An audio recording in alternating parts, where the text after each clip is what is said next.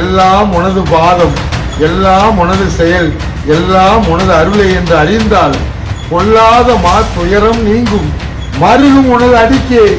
அந்த அடிதான் சிவன் அடி. அண்ணாமலை உமையவளே அண்ணாமலை நம்ம. என்னோட பதிவை பார்க்குற எல்லா குடும்பங்களுக்கும் 100 நன்மைகள் நடக்கணும்னு மனதார வேண்டிக்கிறது. அதாவது நான் இப்போ இருக்கிறது 3வது மலை, வெள்ளையங்கிரி மலை. வெள்ளையங்கிரியில் தாயம்மா தண்ணீர் பந்தல் இது 6 தலைமுறையாக நடந்துகிட்டு இருக்கு. இந்த இடத்துல கம்மங்கூழ் நீர்மோறு ஊத்துற இடம். அங்கே தான் இப்போ என்னோட இறைவனோட கட்டளைப்படி போன ஆண்டு இருந்த இந்த ஆண்டு இருக்கிறேன். வர்ற பக்தர்களுக்கு நீர்மோறு ஊத்துற வைக்கிறேன். ஆனால் லட்சக்கணக்கான பேர் வந்து வெள்ளையங்கிரி மலை ஏறுறாங்கன்னா இந்த இடத்துல நீர்மோறு குடிச்சிட்டு போகிறாங்க வர்றாங்க. அதெல்லாம் ஒன்றும் இல்லை. ஆனால் இந்த நபரை நான் முன்ன பின்ன பார்த்துருக்கோம்னு இதுவரை யாருமே சொன்னது கிடையாது. சாமி, உங்களை நான் சமூக வலைத்தளம் யூடியூப்பில் பார்த்துருக்குறேன், இப்போ நான் நேரடியாக பார்க்குறேன்னு யாருமே சொன்னது கிடையாது. இந்த மாதிரி ஒரு கதையில் நான் ஒன்று சொல்ல வர்றேன். என்னென்னு கேட்டீங்கன்னா, இந்த 7 மலை ஏறுறதல்ல விஷயம். இந்த 7 மலை ஏறிட்டு வர்றது போகிறதல்ல விஷயம். ஒன்றே ஒன்று தெரிஞ்சுக்கிடணும். அதாவது சதுரகிரி மலைக்கு யார் வேணாலும் போகலாம், பொதிய மலைக்கு யார் வேணாலும் போகலாம். ஆனால் வெள்ளையங்கிரி மலைக்கு வந்து குழந்தைகள் அதில் வயசு மூத்தவங்க போகலாம். ஒரு நடுத்தரமான பெண்கள் போகக்கூடாது. அதில் கொல்லிமலைக்கு யார் வேணாலும் போகலாம், திருப்பதிக்கு யார் வேணாலும் போகலாம், திருவண்ணாமலைக்கு யார் வேணாலும் போகலாம், பழனி மலைக்கு யார் வேணாலும் போகலாம். இப்படி இந்த 7 மலை கதை இருக்குல்ல, இந்த 7 மலை கதையில் இந்த வெள்ளையங்கிரி மலைக்கு பெண்கள் அனுமதி கிடையாது அப்படின்னு யாரு சொன்னது? பெண்களுக்கு அனுமதி கிடையாதுன்னு யாரு சொன்னது? சிறு குழந்தையா இருந்தா மாதா பிதா கூட போவாங்க. திருமணம் முடிஞ்சிருந்தா கணவன் மனைவியா போவாங்க. ஆனா இடத்தர இருக்கு இல்லையா, இந்த வயசு பொண்ணுங்கள் அப்படின்னு சொல்லுவாங்கல்ல, இந்த வயசு பொண்ணுங்கள் தாய் தந்தையோட போனா யாரும் போக வேண்டாம்னு சொல்ல மாட்டாங்க. ஆனா என் பாய் ஃப்ரெண்டு, என் லவ்வரு, என் காதலரு, அது இதுன்னு சொல்றதுதான் ஆகாதுங்கிறது. ஒரு மாதா பிதாவிலிருந்து வந்த குழந்தை, ஆணும் பெண்ணும் ஒரு மாதா பிதாவிலிருந்து வந்தது. அதுக்கு ஆணுக்கு அனுமதி உண்டு, பெண்ணுக்கு அனுமதி இல்லைன்னு எந்த ஆண்டவனும் சொல்ல மாட்டான். எல்லா ஆண்டவனுக்கு எல்லா மத்தியிலும் சமர்ப்பணம், சமந்தான். ஆணும் பெண்ணும் சமர்ப்பணம். ஆனா சிறு குழந்தையா இருக்கும்போது மாதா பிதாவோட துணையோட வெள்ளையங்கிரி மலை ஏறலாம். அதாவது முதிர்ந்துட்டுனா நீங்க உங்க பேரன் பேத்தியோட ஏறலாம். ஆனா நடுத்தர வயசா இருக்கும் போது போகக்கூடாது அப்படின்னு இந்த பாட்டி சொல்லுது. பாட்டிக்கிட்ட ஒன்னு சொல்றேன், தாய் தந்தையோட சம்மதத்தோட அண்ணன் தம்பி மாமா அப்படி சகோதரோட ஏறலாம்.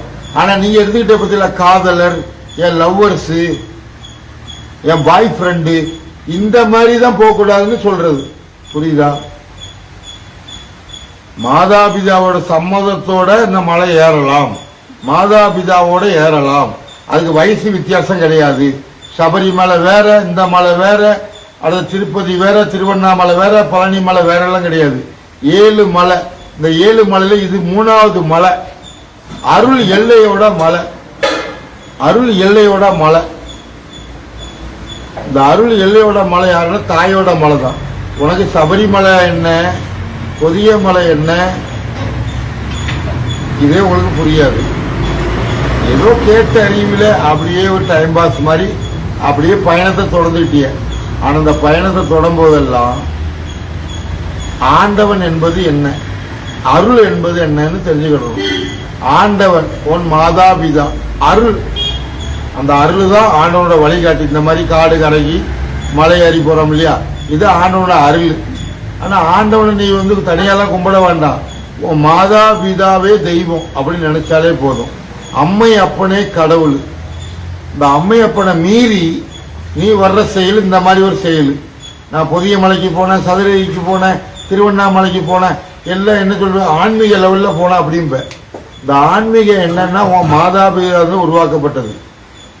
வெள்ளையங்கிரி மலையில பெண்கள் ஏறக்கூடாதுன்னு அனுமதி இல்லைன்னுலாம் கிடையாது. அதாவது மாதாபிதாவோட குழந்தைகள் ஏறட்டும், வயசுக்கு வராமல் இருக்கட்டும், வயசுக்கு வந்ததா இருக்கட்டும், முதியோராக இருக்கட்டும், உன் அம்மா அப்பாவோட வந்து ஏறு.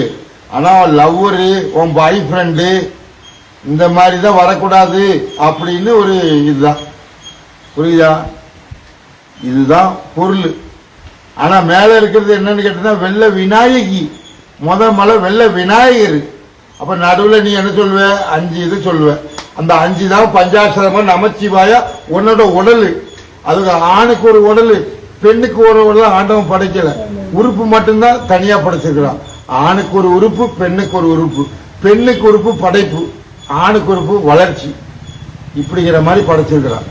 ஆனா முதல் மலை வெள்ளை விநாயகர், 7வது மலை வெள்ளை விநாயகி. கிரி மலை சிவகிரி. சிவகிரி வெள்ளை கிரி, வெள்ளை விநாயகர், வெள்ளை விநாயகி. மலை வெள்ளை விநாயகர், அப்பன் தெய்வ யானை. 7வது மலை வெள்ளை விநாயகி. நம்பிராஜன், நம்பிராஜன் நங்கை மோகினி மகள் வள்ளி. வள்ளியோட மகள் யாரு? இப்படி எல்லாம் ஒரு புராணத்தை நீங்க தெரிஞ்சிட மாட்டிய.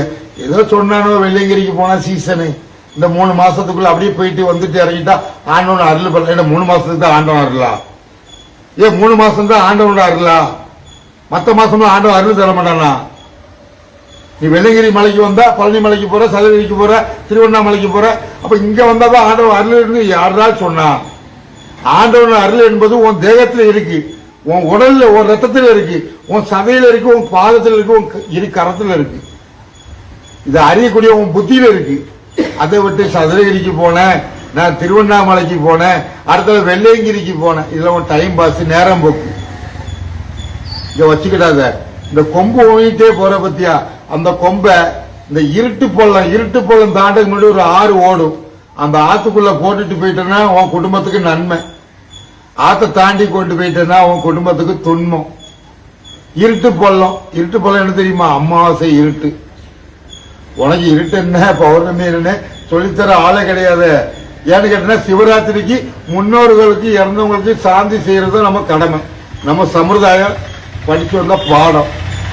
மகா சிவராத்திரி ஆலுவா மணப்புறம்னா கேரளாவில் இறந்தவங்களுக்கு ஆத்மாவுக்கு எல்லாத்துக்கும் ஒரு மோசத்துக்கு கூட கிடையாது. ஆலுவா மணப்புறம் அங்க வந்து இறந்தவங்களுக்கு முன்னு கர்மா தான் செய்வாங்க, புத்து கர்மா. ஒரு ஐயரை கொண்டு போய் ஆத்துல முடிஞ்சு புத்து கர்மா செய்வாங்க. ஆனா இதே கொங்கு கெட்டால் எங்கும் கெடும். ஆனா கொங்கு நாட்டில் என்ன செய்யறாங்க? சிவராத்திரி ஆடல் பாடல் நிகழ்ச்சி, பாட்டு கச்சேரி, டான்ஸ், கூத்தாடம், கும்மாளட்டம். சிவராத்திரி என்ன, நவராத்திரி என்னன்னு தெரியாது. இவங்கெல்லாம் சிவனை பத்தி சொல்ல வந்துட்டான். சி என்ற வார்த்தை விநாயகர், வா என்ற வார்த்தை சரஸ்வதி. இதோட முடிச்சுக்கிடுத. பிரம்மா யாருன்னு அறிஞ்சிக்கோ, அப்புறம் தான் நீ சிவனை அறிய முடியும். வர்றோம் பூரா சிவனடியாருங்கிற. சிவன் அடியார் என்ன தெரியுமா? எல்லாம் உனது பாதம், எல்லாம் உனது செயல், எல்லாம் உனது அருளை என்று அறிந்தால் கொள்ளாத துயரம் நீங்கும், மருகும் உனது அடிக்கே. அந்த அடிதான் சிவன் அடி. மீனாட்சி சொக்கநாதா. இந்த சொக்கநாத பூமி இது கோயம்புத்தூருக்கும் மதுரைக்கும் ஒரு 200 கிலோமீட்டர் வித்தியாசம், இல்ல ஒரு 300 கிலோமீட்டர் வித்தியாசம். ஆண்டவனை பிரிக்கியா? ஓம் ஹரி ஓம்.